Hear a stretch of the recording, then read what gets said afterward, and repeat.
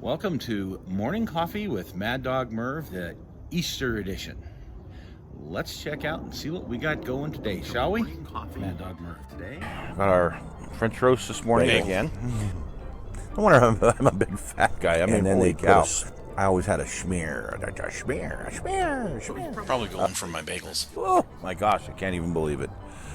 I have no clue. And I got a bunch of chores to do. Oh, who wants to do that? Today for a shout out goes to a guy, I can't remember his name now to save my life, but It's My Railroad.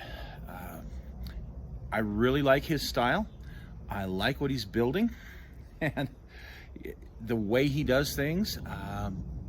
We have some similar styles, but yet there's a lot of things that I learned from him and I want to apply to my shelf layout here in the doghouse. So when you get a chance, check it out.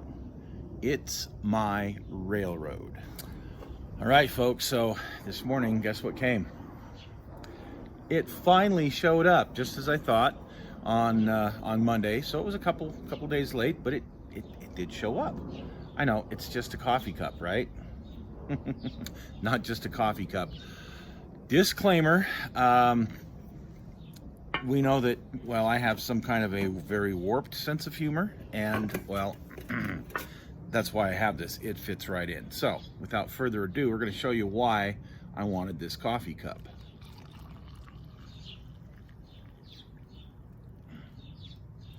I'll put it back here in the...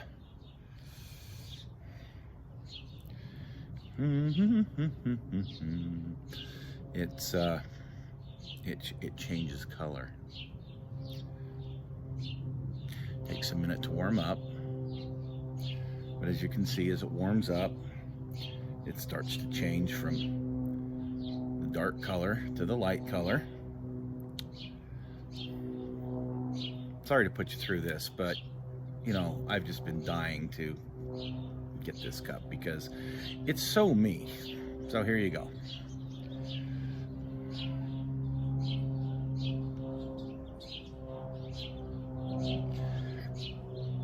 No naughty minds, okay? Just no naughty minds. It's a dachshund, you know. And the story behind this cup. So I have a bunch of friends. Well, I have a couple, you know. I know it's shocking, but I have a couple friends that they're dog lovers as well. And they know that I really love my little dachshund Harold. Well, that's good this morning. There's all sorts of things out there about weenie dogs, okay? There's the Weenie Dog Olympics. They were in a Bud Light commercial a few years ago. And it was like the weenie dog, you know, what if you combined weenie dogs and drag racing? And it was really funny. It was really funny. Anyway, so a couple of years ago, a friend of mine had posted this on Facebook. You know how you get these things on Facebook that pop up, little deals, little trinkets, little really cool things, and you click on it, and you might probably regret it, even though it's a cool thing. One thing that I found, and I have a friend, Dale Angel, who did something on this earlier this year about beware of clicking on stuff on Facebook and you know whatnot, because they're quite often kind of a copycat site, and the thing that you think you're getting, well, you may or may not get, or you may get something similar or a knockoff or something, or you may not even get it, and then you have to settle with them on the shipping, and you wind up paying a few bucks, and you're scammed out of some money. So there's that possibility. I made the mistake a year ago of getting some what they were called tire pens, because I wanted to, I'm an old school hot rod guy, thought it'd be fun to have white letter tires on my modern Mustang, but they don't really make them except for those old style, you know, Pro Tracks, Radial TAs, that kind of thing. So there was this tire pen. I saw a commercial on Facebook for a tire pen. So I ordered that up. 4 months later, and several emails, it finally showed up. And it was a pen like this, and it had some. True, it was paint that you can't get here in the U.S. Some oil-based paint that probably had all sorts of, really good additives that we used to be able to get in the '60s, but the EPA has banned here. Yeah, that kind of thing. So it worked. I mean, I was able to white letter my tires, but the point was, it was ridiculous trying to get it here. So anyway, I saw this and just never felt comfortable about ordering it. And then one day, this last year, it came up as a memory on Facebook, and I thought, oh, maybe Amazon. Maybe I can find it through Amazon. So I did some searching, and I found somebody who actually had this. And I thought, if I order it through Amazon, I'm feeling a little more confident that I'm actually going to get it. So with shipping, it was $25. It was 10 days, and see, I got my weenie dog mug. So there. Absolutely beautiful day today. We are so fortunate to have, to have it like this right now. Spring here in Utah is such a crapshoot where you'll have sun and beauty and snow all in the same day. But the temperatures have been, 50s to 60s, even hit a 70. In fact, we might hit that again today. We'll see. So it should be a beautiful day to do some Easter egg hunts. That's what we do here. That's kind of the tradition. I've got about 100 little plastic eggs. We hide money and other goodies, candy and whatnot, in them, and we hide them all over the yard. And then we have the grandkids look for them, and it's a lot of fun for them. We make little Easter baskets for them. So one year I tried a tradition where we planted. I had a little planting area, and it was cultivated, and we went out and we planted jelly beans the night before.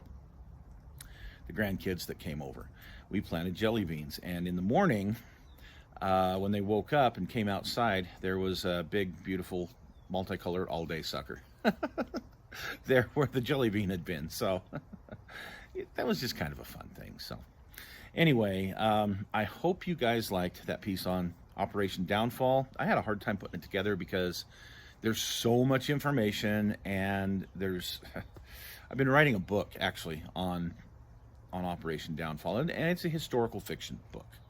It's a lot easier to do historical fiction because you don't have to get everything right. You don't have to be politically correct on everything either. So I've been working on that for years. Maybe I'll get it out here in the next couple of years. We'll see. Hopefully I'll get it published. Again, it's a historical fiction. There's a great piece out there, and I can't remember the gentleman's name, who actually wrote a really good book on Downfall. But it's a little bit heavy. Heavy academically for me. We hope you like that and the torque trike. So I can't wait for the 6th part of the trike series, which is the Cobra trike. And got a couple snakes for the seats. It's really cool looking. The torque trike, at first, I didn't know what I really wanted to do with it. I knew I needed, with all the others, I had done certain colors, and I thought, I need either a blue, a real pretty, beautiful blue, like, this, or a real loud red. And so I decided on the loud red, and then I decided, why not do them both? So that's how you wind up with a multicolored paint job. Again, fun, quick, easy, weekend build, and the word fun is there. One problem I have is that I like to model more reality than fantasy, with the short handlebars on that thing, and no way to cool that engine. It's a lot of other things. It just wouldn't have been something, other than you just put a bunch of parts together and it looks cool, Wouldn't have been something you could have even driven. So anyway, that's fine. Turned out pretty good. Hope you liked it. And I do recommend, if you want a good, fun weekend build, it'd be cool on your shelf. So what do we got coming up? Let's see. We should have the next installment in the series of my old hot rods. And when I say old hot rods, I don't mean old hot rods. I mean, you know me. Stuff from the 60s, 70s, 80s, 90s. These are some of the after high school, after first marriage failed, you know, all that kind of stuff. Pretty much after the Cougars. There's some other cars that have been in my stable. And that's what this covers. This next installment covers. There's some fun pieces there, actually. Some very diverse pieces. So, you know, check that out tomorrow. On the kit hoarder stash,